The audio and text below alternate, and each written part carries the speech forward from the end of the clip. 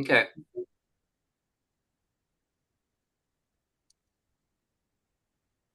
Okay. Well, would you like to say any initial comments or would you like me just go ahead?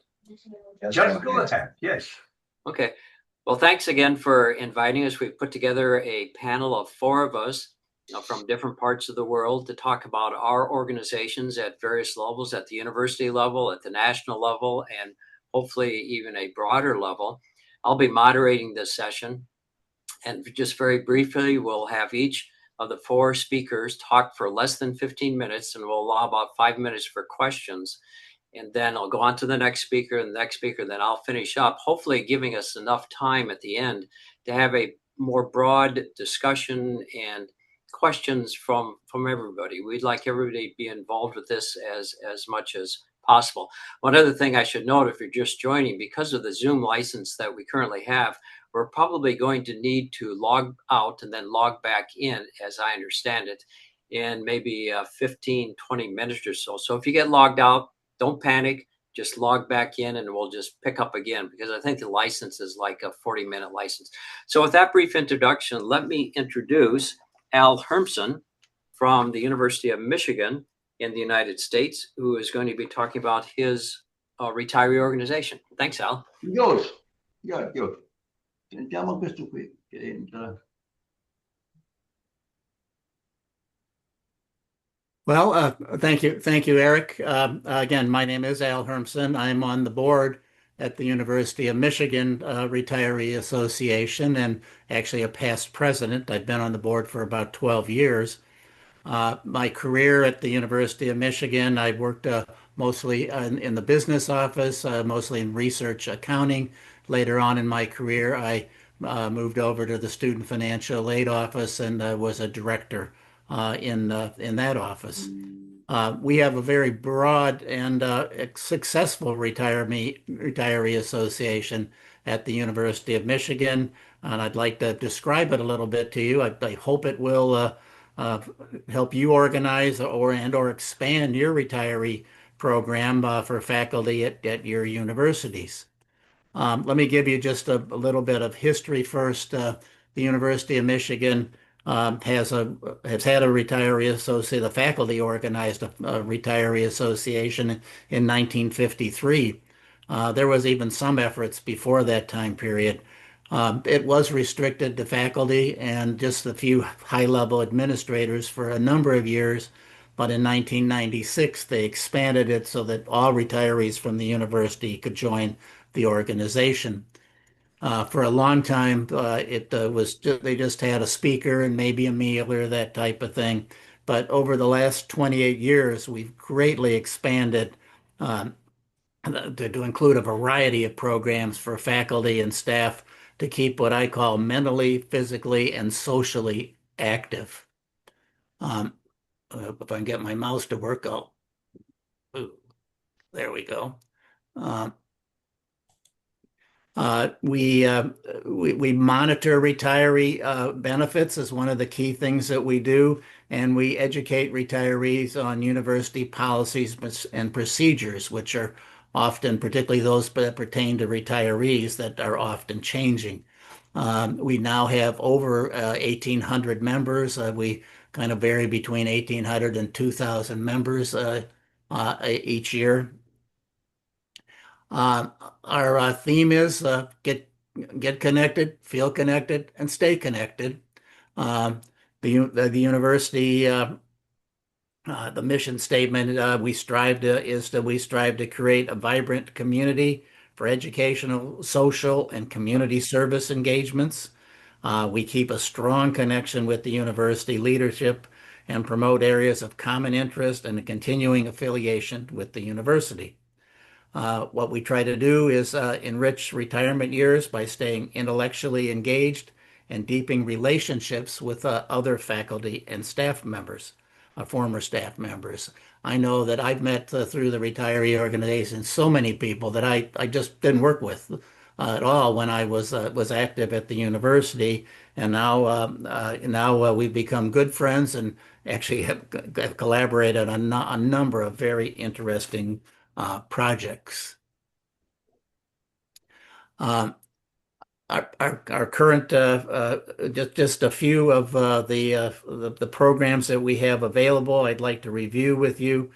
We have some of the standard ones like we have a fantastic website that I'll give you the address for at the end of the session. We have a monthly newsletter. Uh, we uh, we have two speakers each month at a monthly meeting with sometimes some food available. Uh, we uh, one of our goals is to keep members healthy, and a big part, which it's really a big part of our organization. We even have a health day that we gathered people together and bring in experts from the medical field to address issues that relating to seniors and to keep them healthy. It's very well attended and gives people some really good connections at that session. And I guess I should say that all the health aid program, as well as all of our other speakers, are now live streamed and they're recorded, so people can watch them at their convenience. So many more people actually can benefit from the programs that we put up. We often have 100 or more people attend our in-person meetings, and then we have another 100 or 200 that watch online, and then several hundred that'll watch at a later date that's just kind of more convenient for them. Uh, there you go. We uh, We have staff from our Human Resources Department who assist us in a variety of ways. The Director of Human Resources meets with us during our benefits sign-up period each year and updates us on retiree benefits and anything particularly that's changing and allows us to ask questions. We keep the president and the provost updated on our programs, and they do attend our meetings on a regular basis, usually as speakers. In fact, our president is speaking to us at our December meeting and giving us an update on things that are going on at the university. And that really goes for the deans and other department heads too. We send them copies of the newsletters, and they often come and talk with us. Um, over the last 5 years, we have developed what we call the shared interest groups, and this helps our members engage in smaller groups with like-type interest.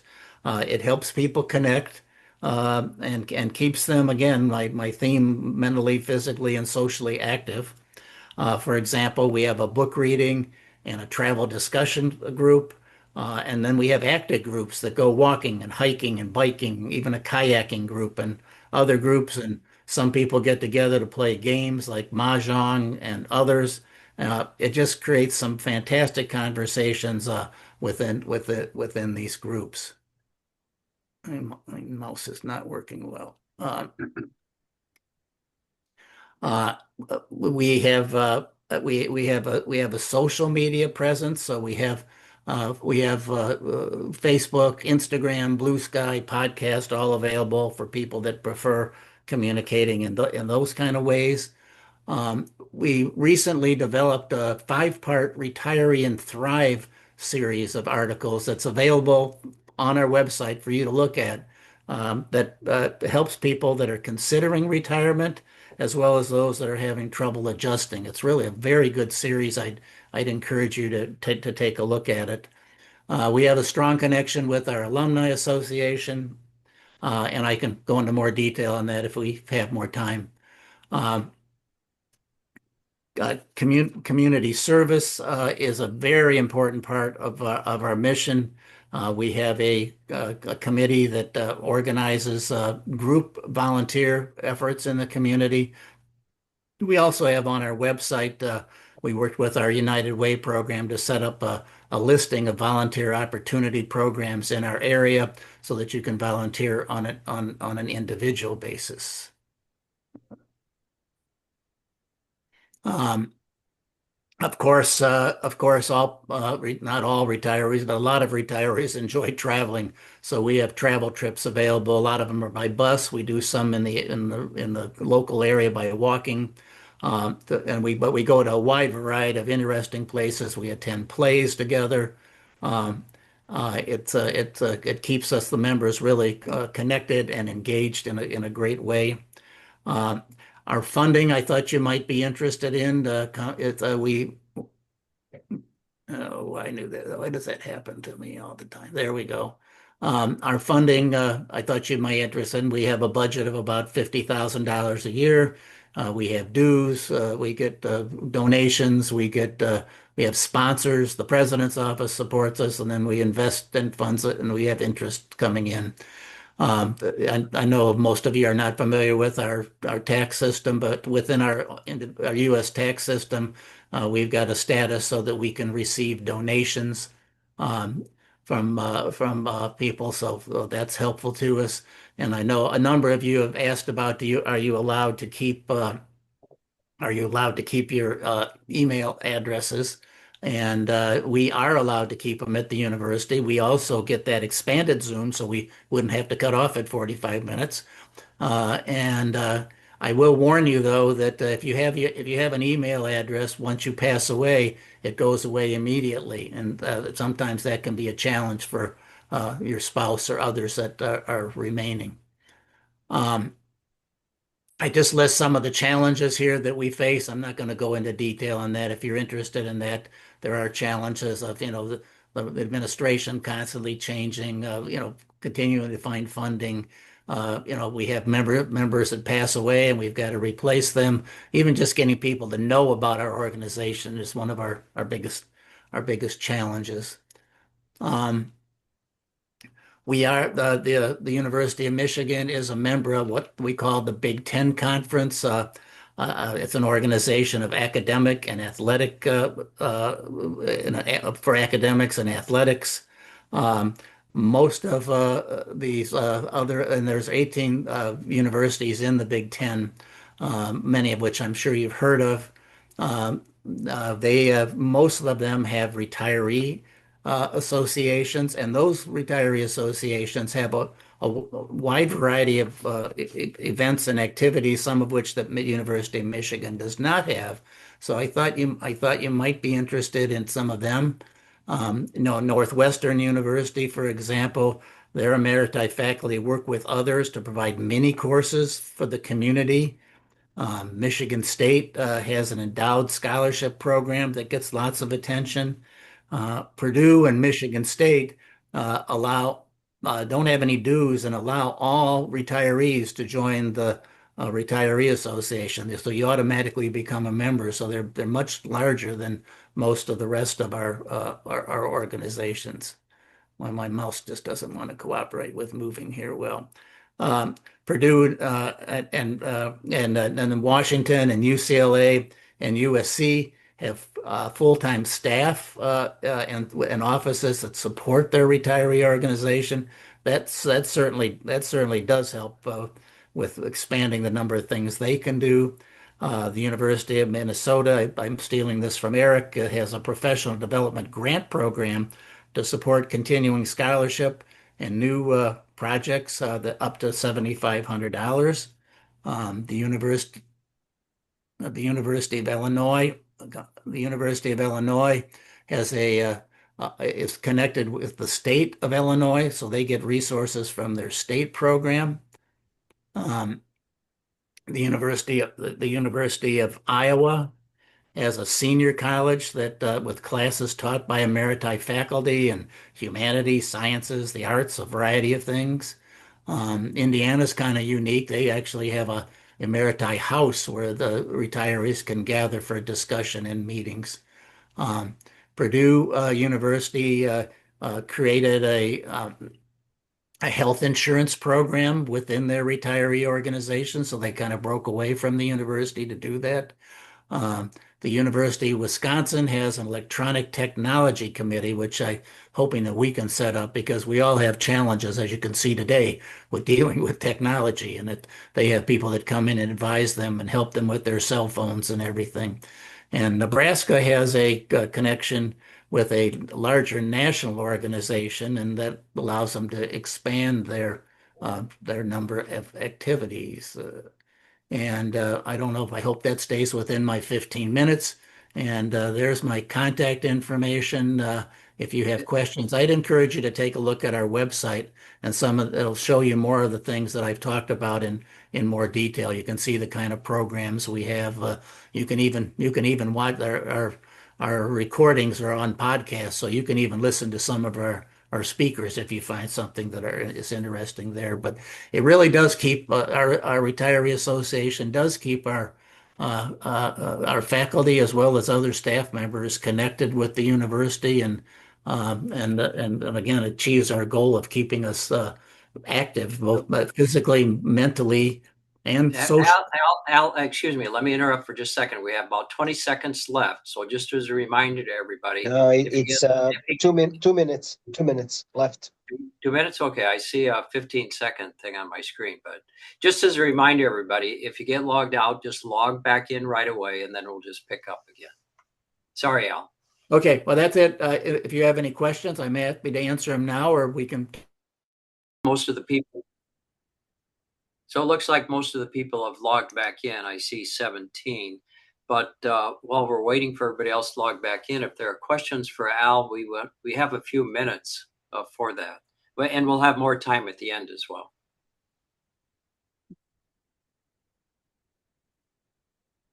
So any questions for Al? Could Al put up his internet connection there for the?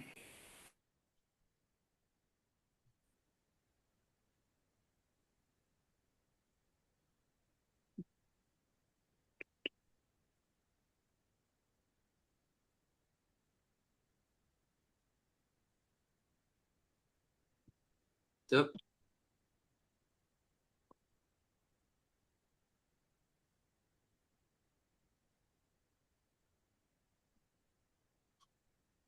So Al, your last slide, I think he was looking for.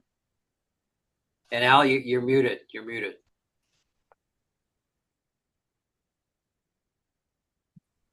But that is it. What did it? Yeah, I think he was looking for your last slide. Which isn't coming up right now. I don't know why not. You can look it up their internet. Below. I did send it to you, so I sent it Okay, to I'll look it up. I Okay. sent it to the group. So rather than wasting time right now, because it isn't popping up for some reason. But you should have that because it was sent out to everybody. Okay. So, well, Al, are you 501c3 specifically? We are, yes. Okay, thank you. And that's always a debate, though. But we have actually checked with, this is for people in the U.S. that have to deal with our tax laws and stuff, is that we have debated that, but we've actually checked with an attorney that's an expert in that to be sure that that's the right class. That's a good classification for us. And that does allow us to accept donations from people. And Yeah. he's reviewed that, and only a few of the schools in the Big Ten are 501c3s. The others Okay. use other tax codes. Yeah, for example, in Minnesota, we're a 501c4. I'm not quite sure why, except for legacy historical reasons. But it does give us the right, as I understand it, to lobby the government. I don't know. Yeah, If but that's if you lobby, then I don't think then people can't take their donations as tax deductible, I believe. So it's an interesting situation. That's correct. And I'm Our surprised. association, yeah, we do ours subsumed under the 501c3 university foundation. That's another option. Correct. Yeah. Thank you. Yeah, good point. Let me move on here to Heinz Dreher, who is currently in Western Australia, someplace in the Barmah Forest, I think. So Heinz, go ahead. Yeah, okay. So am I online again? Mhm. You can Yes. hear? All right. Yes. Yes. So the Barmah Forest is actually in Victoria or New South Wales. So I've travelled quite a way over from the west at the moment. Right. So here we go and try and share this screen again.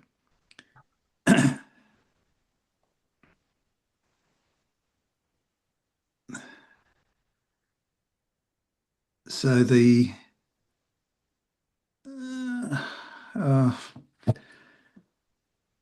Can you guys hear me at all? We can hear you. We don't Okay. see. No, look, the technology isn't working for me. It might be the minimal bandwidth. I seem to be getting sent all over the place. So look, I'll just have to listen in, I'm afraid. But Heinz, do you want to make some comments just verbally? Well, okay. So my presentation really is a little bit the odd one out here. It has to do with organisation, but not in a macro sense like you guys are talking about. It's more in a micro or personal sense. So since I retired, I thought that it was very important to get control of all my activities, essentially, the money and everything else. And that then forced me to put a lot of attention into collecting data. Now you collect the data, but you've got to store it somewhere. And when you store it, you've got to be able to manipulate it and find things and so on. So that's pretty much what my presentation was on about. And I was hoping to give a bit of an inkling into what's possible these days with the apps that I use and other people might be able to use as well. But look, the 3-page vignette that I've made, people can read that and follow through and get a bit of an idea about what's Okay. going on in my life. Okay, well, we will come back to you at the end as part of our panel discussion. And if people have questions for Heinz about the information that he shared with us, I'm sure he'd be happy to answer that. But let me move on to Walter Archer, who, Walter, I believe you are president of CURAC, if I remember right. And CURAC, if you're not familiar with it already, is the College and University Retirees Associations of Canada. So, Walter?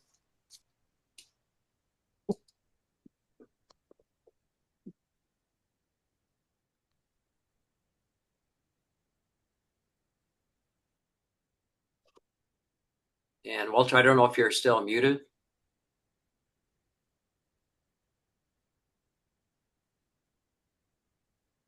Sorry, I was still muted. Yeah, Can you there see go. my screen now? Yes. Okay, and I'm going to take some advice. And if you can read the actual slide that I'm on, if you can read that sufficiently well, I'm going to leave the list of slides, of the 7 slides up on the left, so I can jump back and forth if necessary. Yeah, it's certainly working for me. Okay, thank you. Okay, so the first slide, CURAC is supposedly a bilingual operation. So you see the name in English and in French, and there's the website, the English version down below. So what is CURAC? Al was just talking about an association at one institution. Well, CURAC is sort of the overall cover organization which a number of such associations in Canada have formed. Now, most of them are at universities. A few are at colleges or polytechs. And they are not uniform by any means. They vary greatly in size. And you can see the numbers over 2,000 or fewer than 50. And they vary in their functions and their activities and their relationships with their home institutions. And the composition, now some include everyone who's ever retired from University X, but some, including the one at my institution, the University of Alberta in Edmonton, they include only the academic staff. Some were originally for professors emeriti only, but they have all gone away from that strict requirement, except for one. And actually, they have all gone away. One keeps the term emeritus in its name. But actually, other academic staff can join it as well. These are its purposes. and in our bylaws. And so you can see to coordinate activities that promote communication among the 44 member associations and share information about the activities. Now, I learned a new thing yesterday. Jose sent me an email and it gave me the list, gave me the name of an academic field called collaboration engineering. And he gave me a couple of links. So now you know that what CURAC does is collaboration engineering to a large extent. That's basically its first two purposes. And to provide mutual assistance to the retiree associations. And one of our committees in particular has an advocacy function. And that one talks about healthcare policy across Canada. And it has a certain legal status. It's legally a not-for-profit corporation. And it has certain requirements, and it needs to have a general meeting each year, and all of its members, that is the 44 retiree associations, not the 24,000 approximately individuals who belong to the 44. Now, that annual general meeting is always hybrid, both in person and online. And we have an annual conference each May, and we work the general meeting into the first day of the annual conference. We now have a permanent head office. It's hosted by one of our members. This is the one that retains emeritus in its name, though not actually in its membership. It's at the University of British Columbia in Vancouver. And the head office actually doesn't do much, if anything. It's just it's legally required. We're legally required to have one. So in case the bailiffs come and want to arrest the president and throw him in jail or something, that's where he's supposed to be. Little did they know. There is a section about CURAC's history on its website, and I gave you the link on the first slide. And here's a very, very brief. It was created in 2003. That's 1 year after the American equivalent was created. And it has held an annual conference every year except for during the COVID years. That's an annual in-person conference.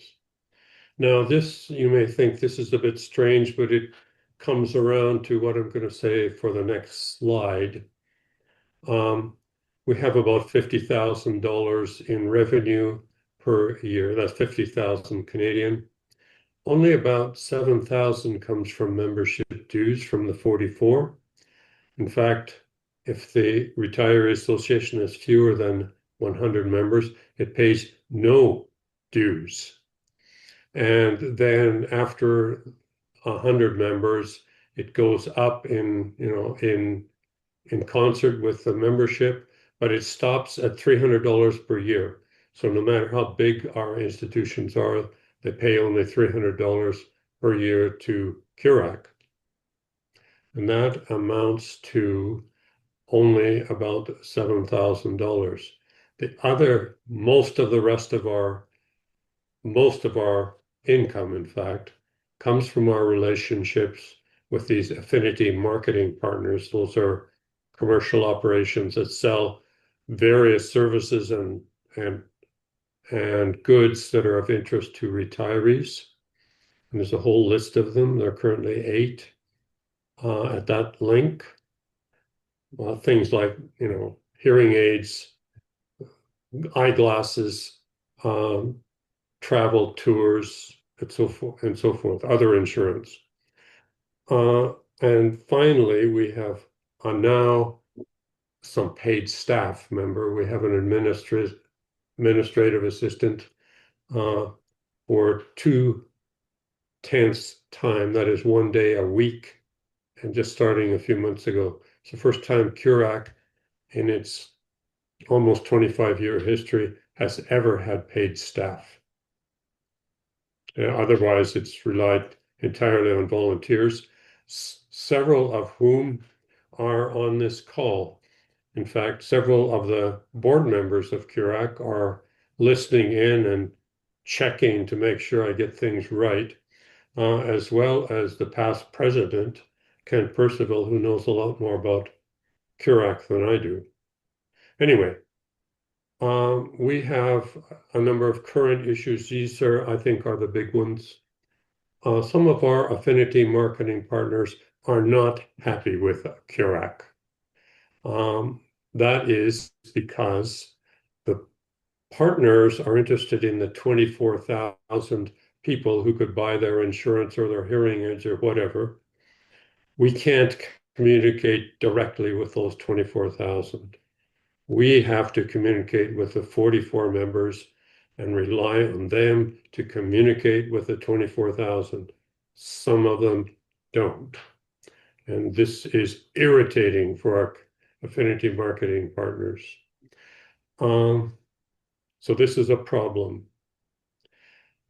Another problem that is boiled up recently, but it's been a problem all the way along, bilingualism. Canada is supposed to be a bilingual country. We have two official languages, French and English.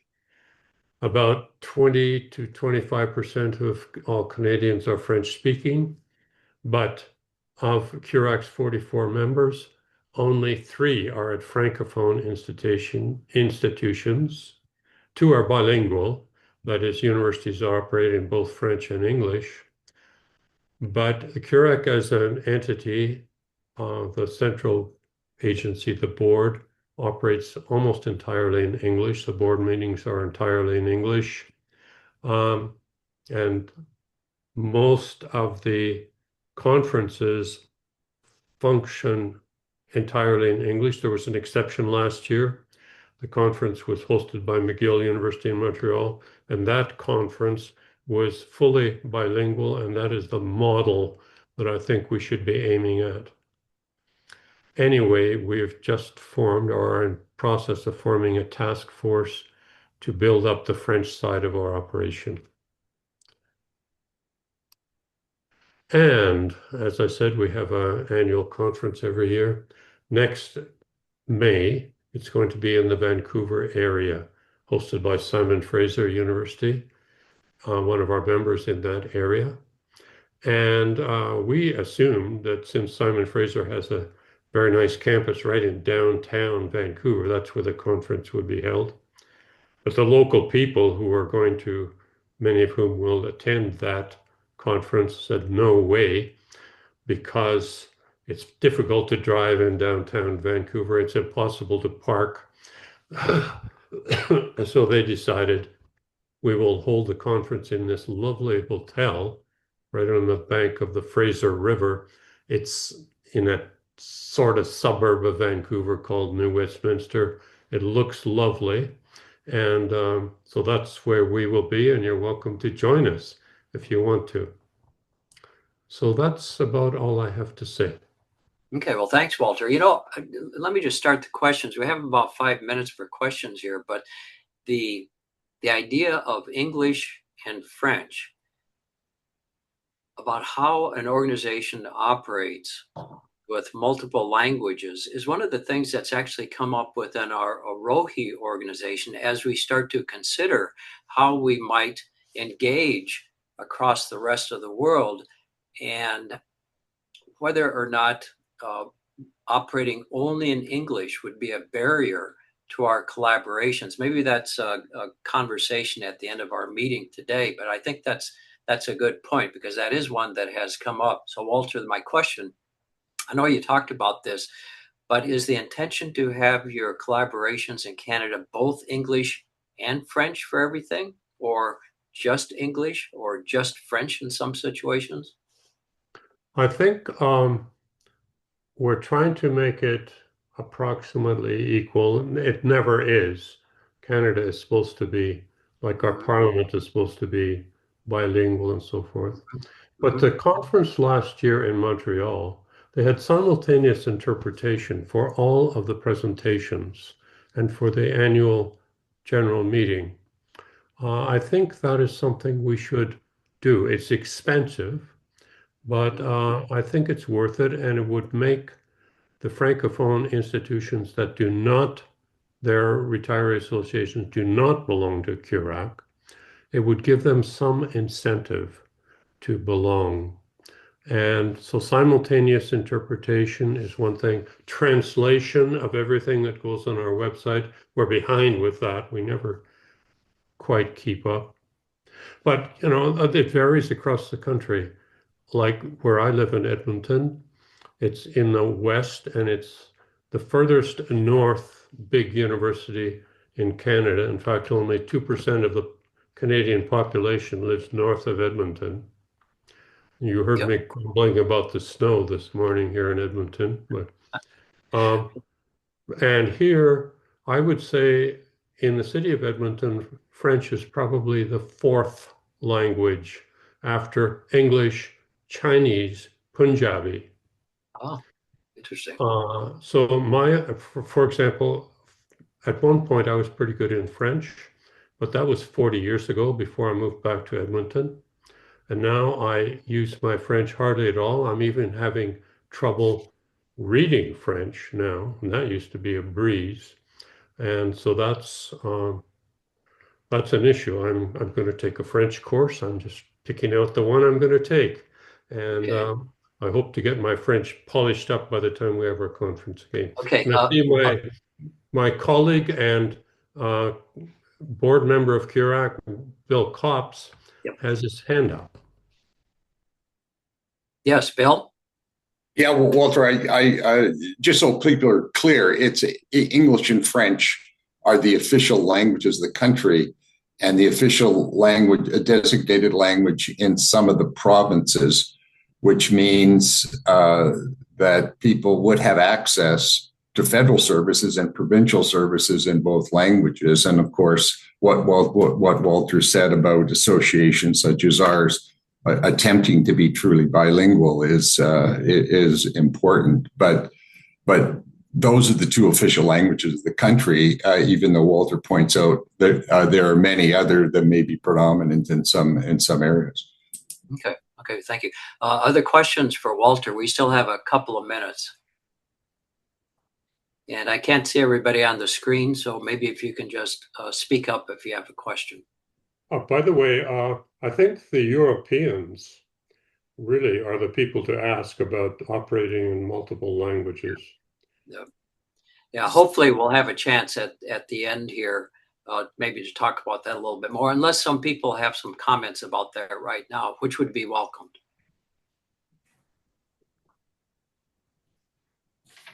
By the way, about that collaboration engineering that I mentioned, my new thing, the thing that I learned yesterday, I think Jose is going to speak about that later in this session. Okay. Well, with that, let me move on here. And I am the last speaker before we open it up to a broader discussion. By the way, Raymond had his hand up a minute ago. Still has his hand up. Oh, yes, please. Like I said, I just couldn't see everybody on the screen. So please go ahead. Chers collègues, chers amis, I'm calling in from Geneva, Switzerland. And even though we're a much smaller country in territory and population compared to Canada, we have 4 official languages. And in general, it's when we have a national event, then most of the time it's at least French and German. What are they both in all these regional areas? The local language is the decisive factor in terms of what language a conference would be held. The national level, yes, normally we have both, and people speak their own mother tongue. It's not necessarily translated. It's a way we expect that the other would also speak at least one of the official languages. So we don't necessarily have to spend a lot of money with translation costs. That's a little anecdote from Switzerland. Yes, yes. Thank you very much. And I think this will be an important issue for us as we move forward with how we may work together in the future. So let me finish up our presentation portion right here, and I will just do the usual check. Can you see my screen okay? Yeah. Okay.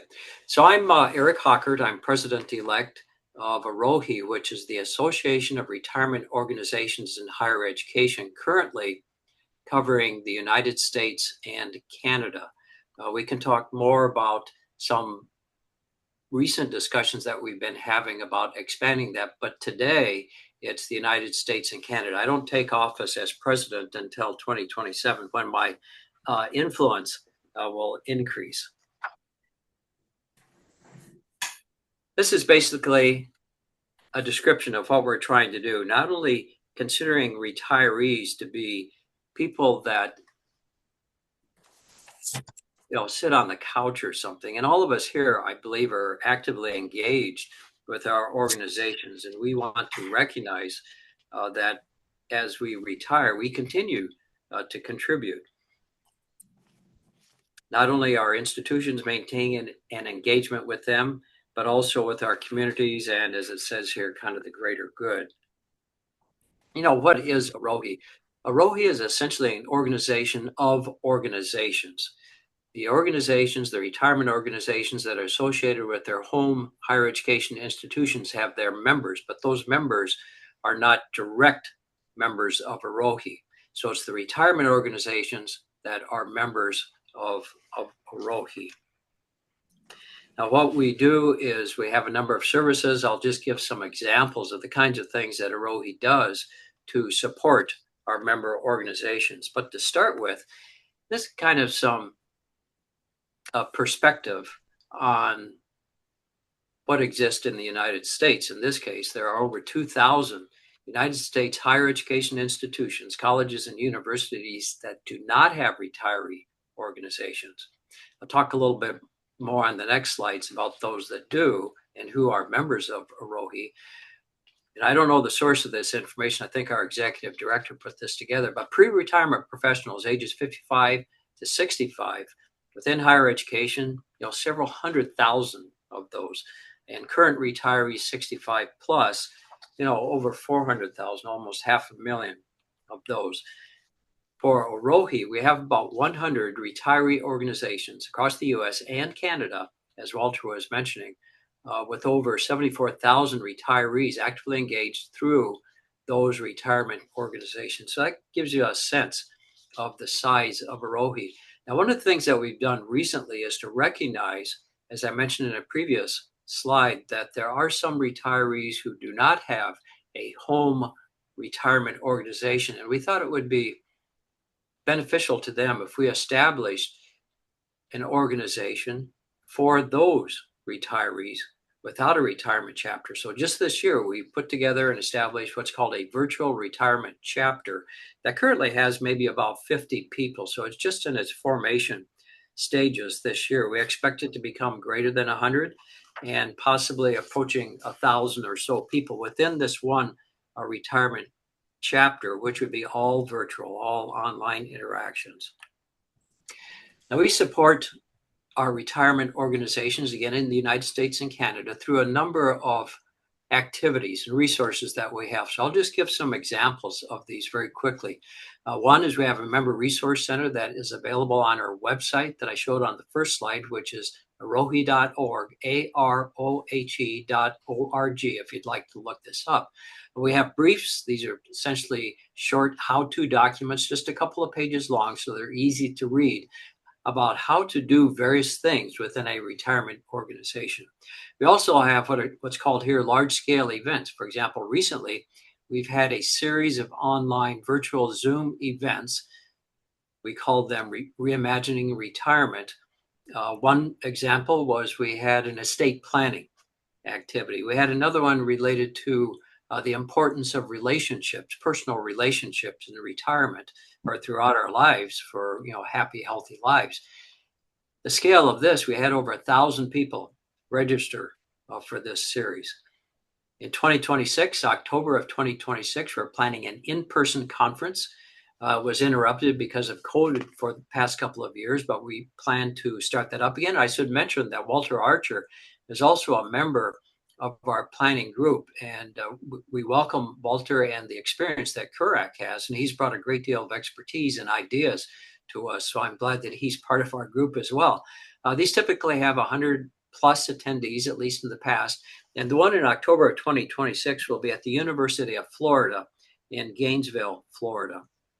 Then at the bottom here, I'd just like to point out the President's Council that we're also in the process of forming right now. And this would be comprised of leaders of the retirement organizations that are members of Arohi that would come together in a council, maybe small to begin with, 5, 10, 15, 20 leaders to advise Arohi leadership on activities that we can do within Arohi to better meet the needs of the retirement organizations and the retirement organizations members themselves.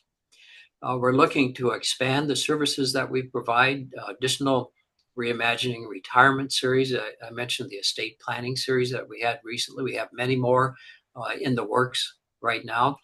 We partner with Rhodes Scholar Tours. If you're familiar with Rhodes Scholar, we have several travel opportunities a year. And the unique thing about these travel opportunities, travel tours, is that they're designed for people who have retired from higher education. So the opportunity to travel with other retirees from universities and colleges might be of interest to many people, and we believe it is.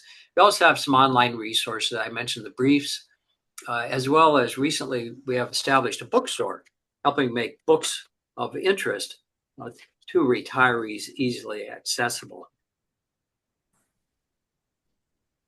Just kind of a recap a little bit. What's new and upcoming, we have the virtual retirement chapter.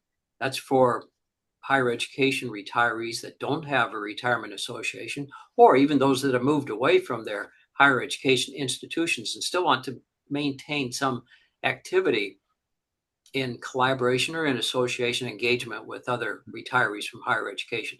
We have a very good website. You can find all kinds of information there. Again, it's arohe.org. And there are various ways to become involved, including this President's Council. As an example of our successful engagement with our members, when we send out information, which we do periodically, we have a very large email open rate. We can track that. We're also active on social media. We have LinkedIn visibility and a presence there. You can see the number of people that have viewed some of our campaigns. In our last event page views, over 20,000 people were interested and opened up that information. So as I started, Arohi believes that retirees are interested in active retirement, and that we are there to help them and their retirement associations continue to do that. So that's me, President-elect. I take office January of 2027. I'm currently on the board and the executive committee, part of the planning committee for the 2026 October conference. I should also mention I'm Al Hermson's successor as chair of the Big Ten Retirees Association this year, as well as a past president of the University of Minnesota Retirees Association. So with that, let me stop here, and hopefully that stopped, and just open it up for some questions for me, and then we can open it up more broadly to any of the four of us or any other discussions that people like. So let me start to see if there are any questions for me related Eric, to if I may just interrupt you for a second. In case we lose a signal, we already extended twice, so I'll resend an email to all of you here with a new link. So if we are cut, then we will use the new link. Sorry, guys, once again for the problems with Zoom. The IT guys made a mistake, and then sorry. So I'll send an email in a moment. You will all get the new link in case we are cut off. Yeah, it looks like the timer at the top of the screen here says we have about 5 minutes left. So maybe a couple of minutes, and if we all get logged off, just like we all logged back in before, I think you're The going to send problem's me. not arising from the alcohol behind the man speaking, is it? Yeah, definitely the alcohol behind me is speaking. Yeah. That helps the social lubrication. So, Yeah. so yeah, thank you for that. I have Yes, sent an email to everyone. So Jose.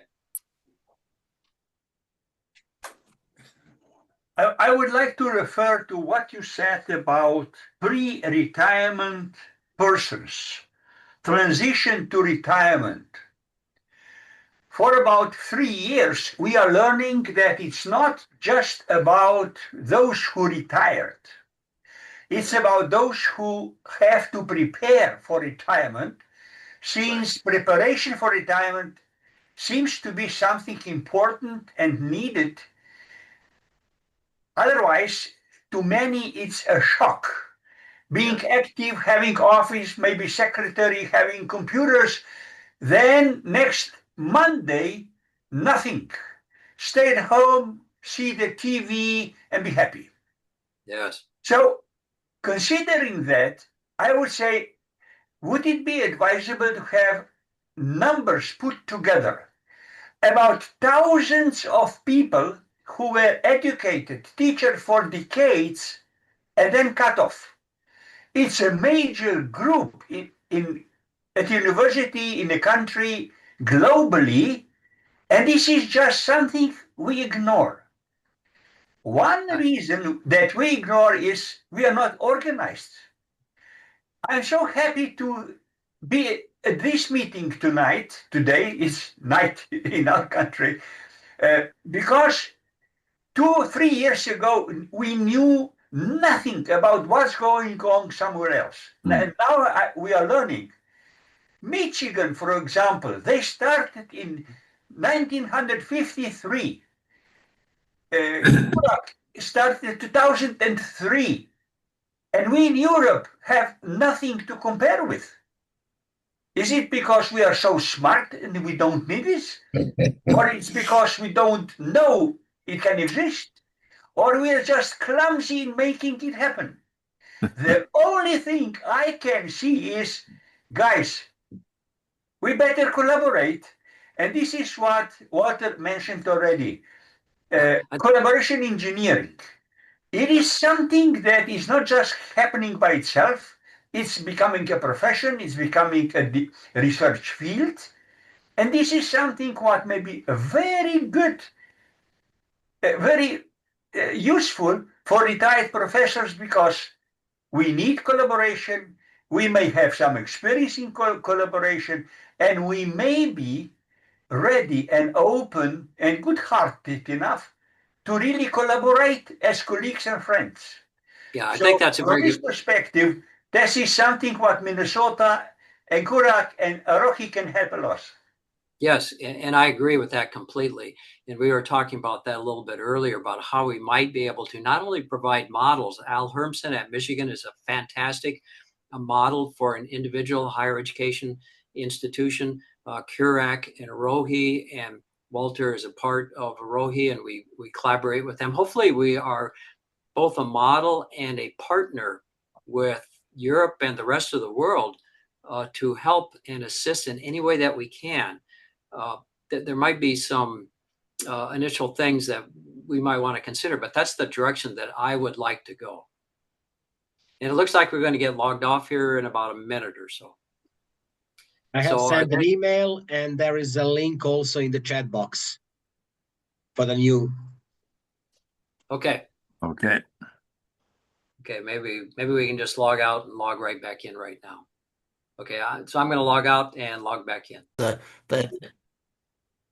it does help to get together, just like we're doing today, to get together to share ideas, because we're in some regards we're all kind of inventing the wheel at this point. We've got an organism. Some have been around for a longer period of time, but even Michigan, as long as we've been around, we learned a lot from that meeting the Big Ten meeting with other schools. And in fact, we formed a committee right now to gather ideas that we learned from the Big Ten meeting uh, to implement as a set of goals for us for next year.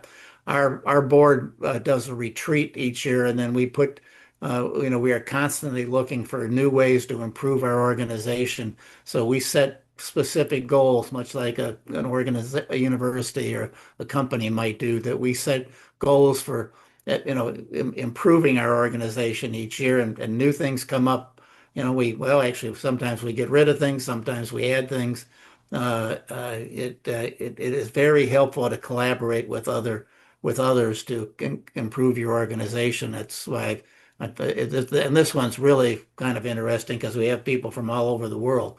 And I appreciate Eric's efforts to engage with people in other parts of the world.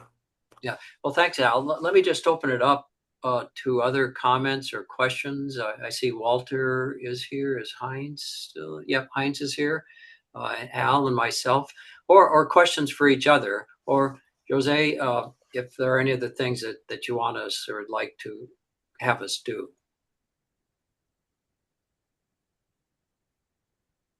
Well, I was thinking about asking a few questions. Can we indicate, we as a group, can we indicate possible joint actions which are desired and doable? Desired would mean, well, people would have interest, Canada in the United States, connecting with universities in Europe and vice versa, and doable, so no special effort, no extra costs, something what could work since we all have the same technology all over, internet, just one technology. How can we organize ourselves for such an action? Would it be advisable to have a working group that would pay attention to that and help bringing an activity together and maybe 1 or 2 meetings next year? How can we disseminate our idea? Who does know about this meeting tonight? How can we enlarge the interest in what can be happening in our collaboration? And again, can we focus at collaboration engineering as a discipline? Here, retired professors can contribute a lot. They have many connections. They're open. They know how to teach and preach and listen to. And we could be an example of what can happen. Again, I would stress, Michigan has organization 1953, Kurak from 2003. My God, it's half of century. It's a lot of time, and we are not supposed to just wait and see what others are doing. You Canadians and Americans, you are too good to hide from the rest of the world. I have a question for you, Jose. And one of the things that I don't quite understand is, do you have a formal connection with the European Union? I don't know how that works. Do you have a formal organizational connection with the European Union? As far as I know, there is no such entity within the Commission. This would be about education, and then the Commissioner for Education and related issues, but far from retired professors. We do have Association of European Universities, but they are active only in the respect of active professors conducting current programs. Retirees, no, they don't have interest based on responses we received or did not receive. Basically, I would say retired professors are considered those who left, who were with us, but they left. They are somewhere else, and we don't care where they are and what they do. as long as we don't care, nobody will pay much attention to what can be done.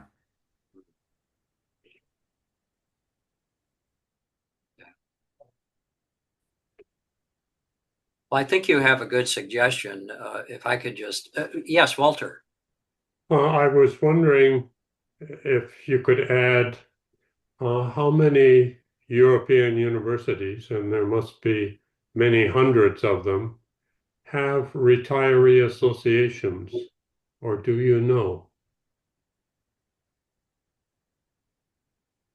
There is a Professors Emeriti Association, a European retired emeriti professors in existence for about 6-7 years. Initiated by Greece, very much engaged colleagues in Italy. About a year ago, Italy organized Italian Association of Retired Professors. Sorry, not retired, emeriti. And emeriti professors would mean not many retired professors, because in Europe it's rather complicated to be professors emeriti. Just to give you an Italian example, and we have some Italians at this meeting today. Yep. The emeriti professors in Italy are appointed by the minister, Italian Minister of Education, based on the proposal of the university. So not many are retired emeriti professors. And we better talk not only emeriti, we better talk about retired professors, and there are thousands of them.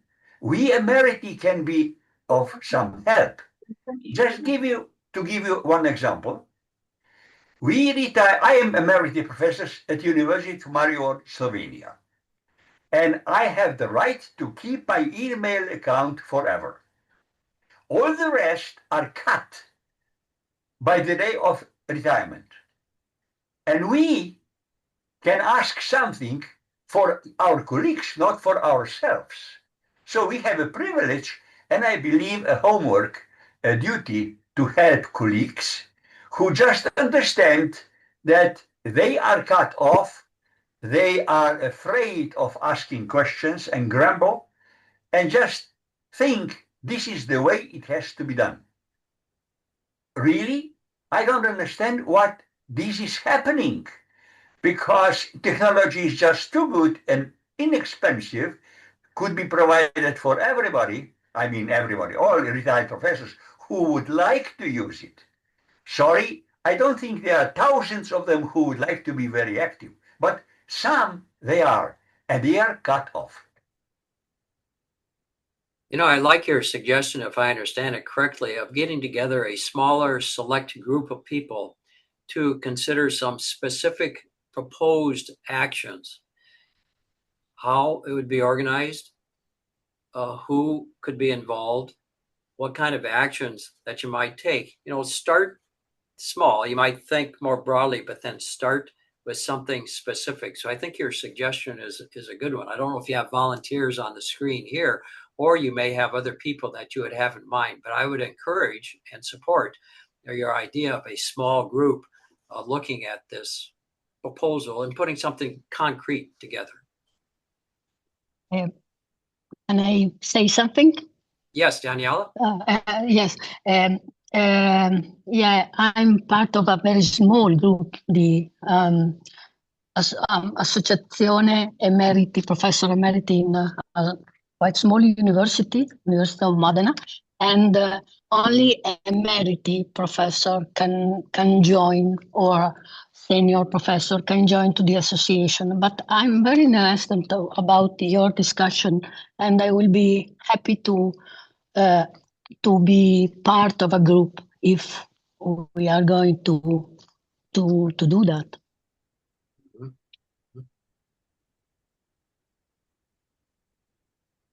Yeah, thank you. Thank you.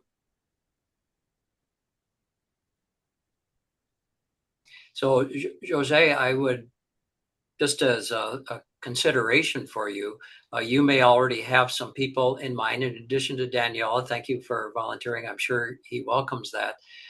to identify and just ask some people, maybe separately from this conversation here, just ask them to participate and convene the first meeting that you would call the first group, small group, not 20 or 30 people, but more like 5 or 7 or something like that, to start to put together something concrete that could then be shared with this broader group to get their input. Yeah, because the situation in Europe or Italy and Italy or US or Canada seems to be quite different. So we have very much to learn from you, I think. Yeah. And I think we'd be happy to be consultants or advisors or be available for questions. Yes, Walter. This is possibly a stupid suggestion coming out of my ignorance, but there is an organization which covers a lot of European universities, and for a different purpose. It's called the University of the Third Age. I expect most Europeans are aware of it. It doesn't really exist in the United States. In Canada, it exists in the province of Quebec. In Australia, it's a big deal. In most of the world, it's a big deal. Australia actually runs a University of the Third Age online, which I actually belong to. But the thing about that, though it has a different purpose, it's basically doing adult education. There is an international association for the University of the Third Age. And I wonder if you could get some sort of help from that association. This is just a suggestion coming out of my ignorance. I don't really know much about it. This is a very good idea. Professor from France, who is the secretary of the whole machinery, he is extremely active. He is traveling a lot.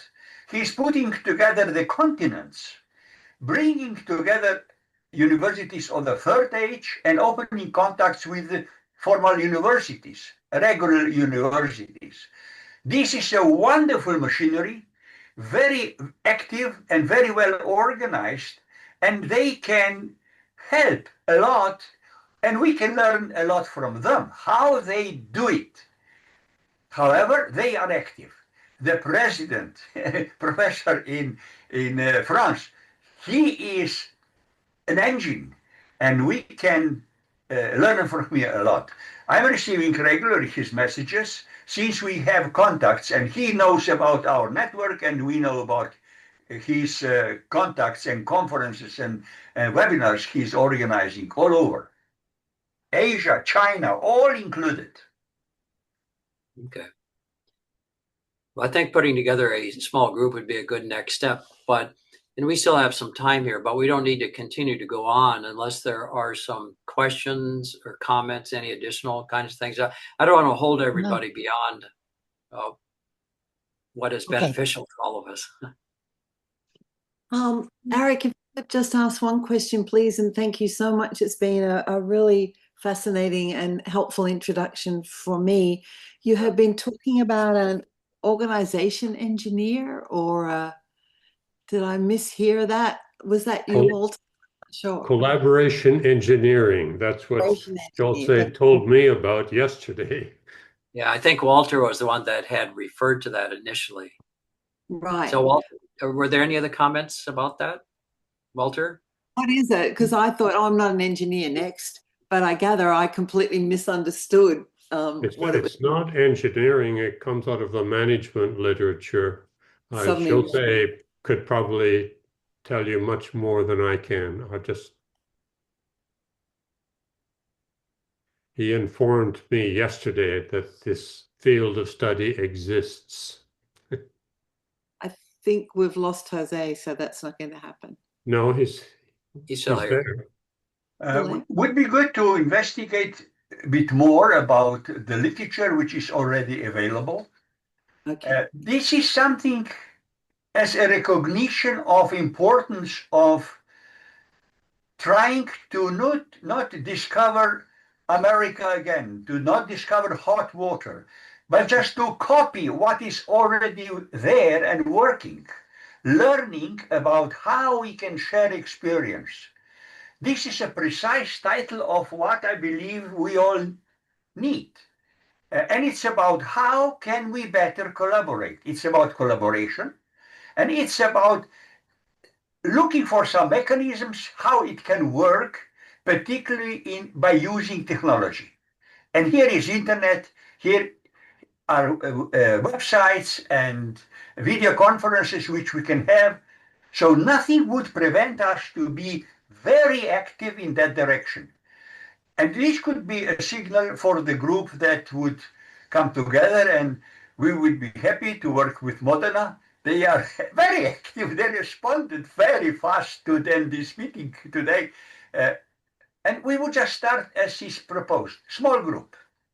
Yep.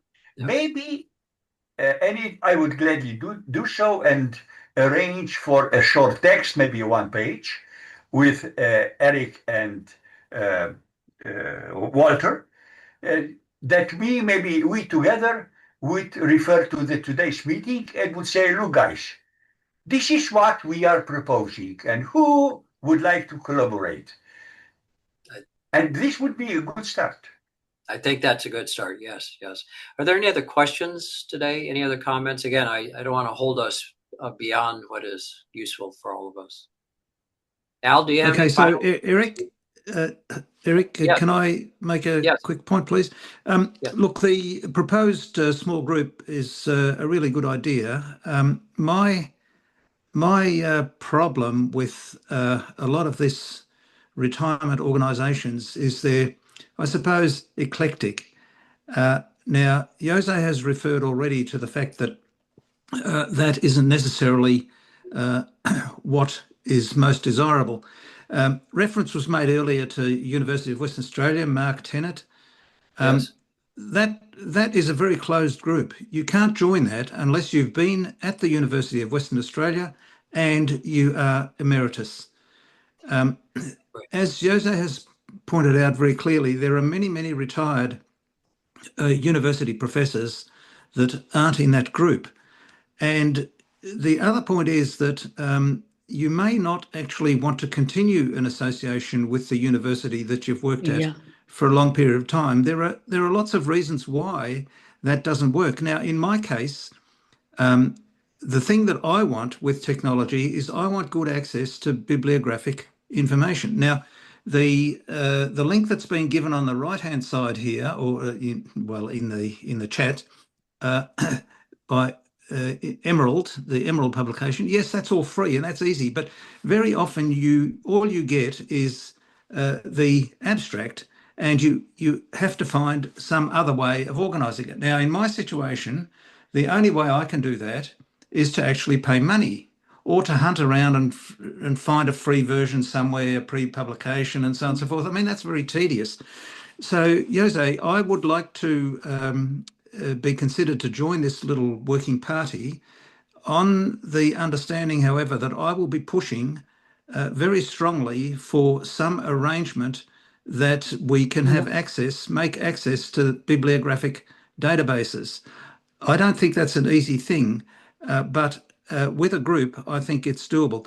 Look, email these days, anybody can organise all the time, and my advice would be for retiree people, have your own email.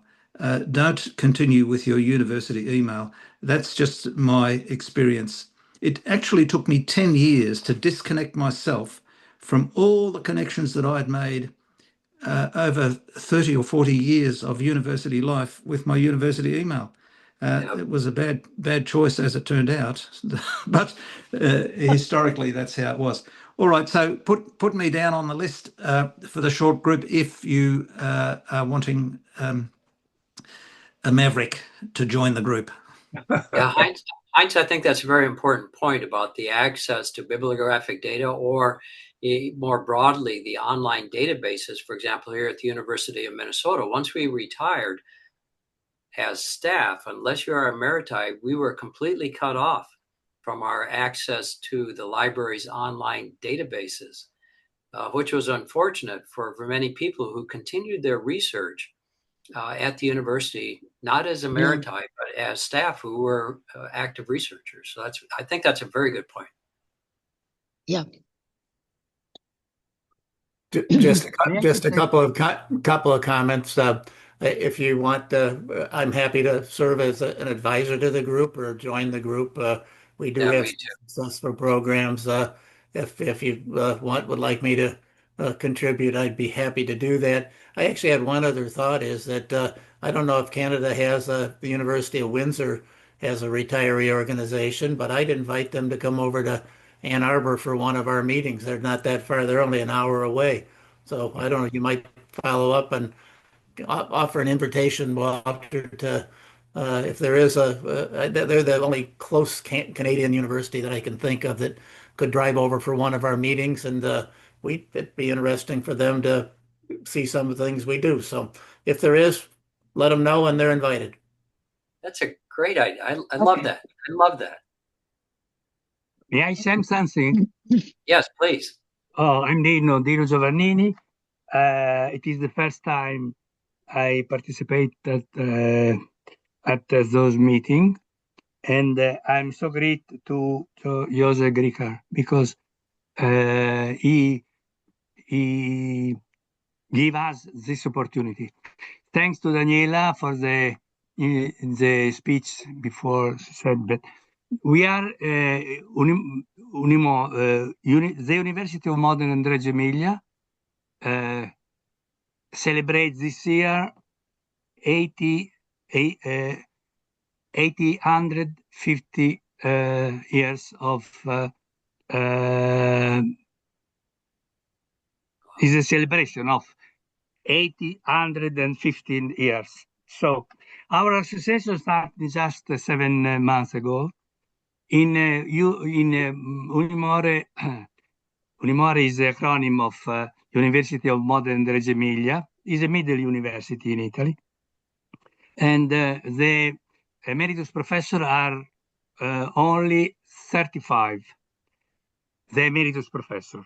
In our association, the associated are 20, so we are 20. Bologna University, very famous university, I think, in the world, more than maybe Modena and Reggio Emilia. No, in Bologna, there are at the moment no emeritus association. And someone just yesterday called me to say, but I discovered you have in Modena and Reggio Emilia that association. So what in which way we can have some information to start also in Bologna with a new association of emeritus professors. So compared to US and Canada and in the world, Australia, we are very, very, very small university. But we are very, very, we say, we are very, very, very interested to know all in the world is done of different association and to start with the increase our activity and all the activities and all we can is an opportunity for the town, for our town, for the population, for the community, and so on. Thank you very much. Okay, sorry for my English. Thank you. Thank you. Yeah, Walter. Just for Al's benefit, I've just put the website of the University of Windsor Retirees Association into the chat. So if you're interested, just have a look. Oh, all right. Thank you. Okay. Okay. I have to leave now. Yes. Yes. Are we? Okay. Maybe she left. Okay. Is there anything else? Maybe we can finish here unless there's something else, Jose, that you wanted to do? Oh, yes. And with great pleasure. I would like to thank you. You representing Australia, Canada, and United States, sharing with us what you do, where you are, what your plans are, where you have some problems to be solved. Mm-hmm. And the response from some universities, Modena, for example, shows how very much we need collaboration. This is just too big, too important, too helpful to our colleagues who retired and are cut off that we would just say, this is the way we go. This would not be honest, would not be fair, and would not be smart. I understand that you and Walter will help developing one-page invitation. The invitation would start up with a small group. We already have 2 free volunteers here today. But we would invite all participants of the meeting today to engage, to join. And then we will see what can happen. Maybe for the beginning, we would plan for a special event, a Zoom conference, Zoom meeting in February. This would be of about similar format as today, but more focused at collaboration, and proposal of the group will be presented. And we will see how it can follow up in the next year and what can be done. Yep. And I think concrete proposals.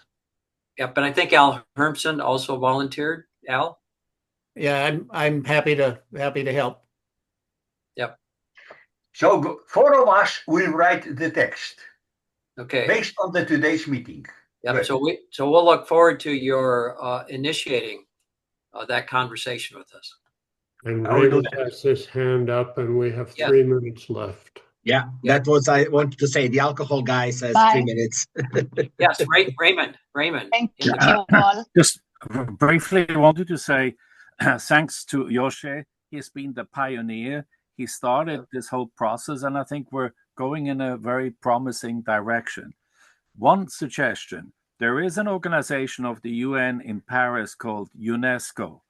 Why not explore if they have some interest in collaborating? And what was now started with Jose and with your participation, it sounds like a very valuable new initiative in light of the fact that in most of our countries, life expectation has increased, and more people will, as emeriti, be interested maybe to continue to work together, as was suggested by several of you.